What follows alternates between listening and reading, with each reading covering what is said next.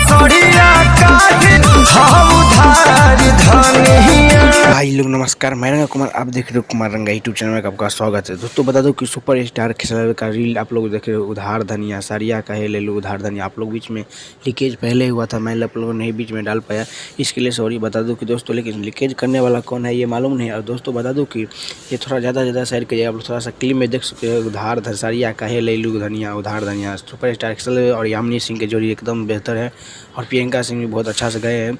और बता दूं कि दोस्तों एक सॉन्ग आप लोग जो अजीत मंडल ने फिर से देने वाला है आप लोग भी, जो सुपर स्टार खेसारी का गाना बहुत ही ज़बरदस्त होने वाला। और दोस्तों बात करेंगे कि कल मैं आप लोग को बोला था कि आप लोग जो सुपर स्टार खेसारी आप लोग भी नेपाल जाने वाला है। आप लोग जो 17 तारीख को एकदम से शो में आप लोग अगर आसपास होंगे तो आप लोग भी जाके देखिएगा, मेरे सब्सक्राइबर होंगे तो जाके देखिएगा और एकदम से गर्दा का मजा लीजिएगा।